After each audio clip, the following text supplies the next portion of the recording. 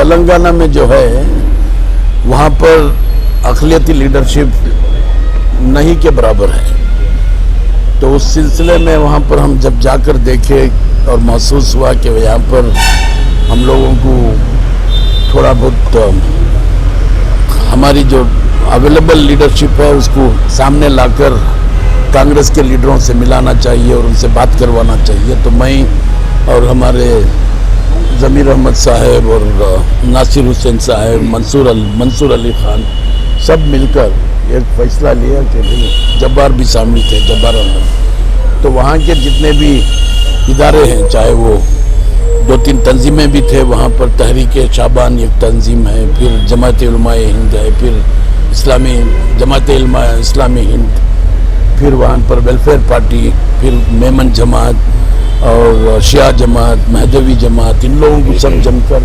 बुलाकर एक बड़ी बैठक वहाँ पर के.सी. वेणुगोपाल और हमारे जो पीसीसी वहाँ के तेलंगाना के पीसीसी प्रेसिडेंट जो हैं रेवंत रेड्डी और वहाँ के जो इंचार्ज जो हैं मिस्टर मानिक राव ठाकरे, उन लोगों के साथ बैठकर तवील गुफ्तगू हुई, तकरीबन 2-2.5 घंटे उनसे बातचीत हुई और उन लोगों ने ये भी माना कि हमारे से काफ़ी गलती हुई है, यहाँ पर हम माइनॉरिटी लीडरशिप डेवलप नहीं कर पाए।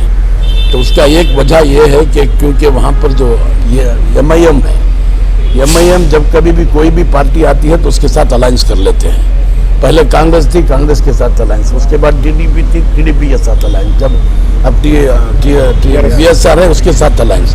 तो हमारे लोगों को आगे आने के लिए मुश्किल हो रहा था। तो इसलिए इस सिलसिले में हमने एक अच्छा खासा प्रोग्राम भी वहाँ पर करवाया है। तो इंशाअल्लाह आगे चलकर इस लीडरशिप को डेवलप करना होगा। और मैं समझता हूँ कि खासकर जिस तरीके से कर्नाटक में हमारे लोग एक होकर इस बार पिछले चुनाव में हिस्सा लिए थे, उसी तरीके से वहाँ पर भी, क्योंकि पिछले 10 साल से वहाँ पर माहौल जो है एकदम दूसरे तरीक़ा ही का माहौल था। वहाँ पर तेलंगाना पब्लिक सर्विस कमीशन है मगर उसमें अक़लियती नुमाइंदा नहीं है। 12 यूनिवर्सिटीज़ हैं, कोई अक़लियती नुमाइंदा नहीं है। इस तरीके से मतलब टीएसआर की पार्टी भी किसी मुसलमान को सीट देती नहीं है, जैसा बीजेपी है वैसे ही वहाँ पर भी कोई मुसलमान को असेंबली की सीट भी नहीं देती है। तो इस तरीके से एक माहौल लोगों के साथ बदजन भी था। तो अल्हम्दुलिल्लाह मैं समझता हूँ कि अब ये सब एक एफर्ट, अच्छा सा एफर्ट हुआ और एक तरफा वोटिंग होगी और इंशाल्लाह कांग्रेस की कामयाबी। सर, इलेक्शन कमीशन की एक नोटिस है ये कर्नाटका गवर्नमेंट को कि यहाँ के खर्च से आपने तेलंगाना में इश्तिहार छपाए। नॉर्मली जो है मतलब हमने 6 महीने का जो हमारा जो प्रोग्राम 6 मंथ्स परफॉर्मेंस, उसके लिए ऐड दिया जाता है। तो वो ऐड जो है तेलंगाना के भी जो मतलब यहाँ पर जो न्यूज़पेपर्स हैं उसके साथ साथ उनके वो पेपर्स यहाँ पर भी हैं, उनका एडिशन यहाँ पर भी है। तो उसमें मतलब 1-2 पेपर जो यहाँ पर नहीं था उससे भी दिया गया है। अभी वो कमीशन का आपने जो कहा, इलेक्शन कमीशन से एक नोटिस आई हुई है तो उसको रुकवा दिया गया है। तेलंगाना के सबसे बड़े लीडर असदुद्दीन ओवैसी, तो आप कैसे नहीं करें कि वहाँ पर माइनॉरिटी लीडरशिप नहीं है? मैं समझता हूँ कि इस बार जो 6-7 सीटें जो एमआईएम को मिलती थी वहाँ पर, मैं समझता हूँ कि वहीं पर भी कुछ पहली बार उनको धक्का लगेगा, क्योंकि लोग उनके साथ नहीं हैं, लोग उनको समझ चुके हैं। वहाँ पर ये बहुत बड़ा मतलब राजा सिंह जो गोशा महल से कंटेस्ट कर रहा है, वहाँ पर तकरीबन 1,70,000 पर 5,000 मुसलमान वोट है, माइनॉरिटी वोट है।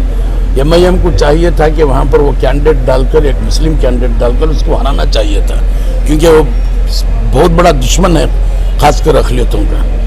तो मगर उन्होंने वहाँ पर कैंडिडेट नहीं डाला, बीआरएस को छोड़ दी सीटों।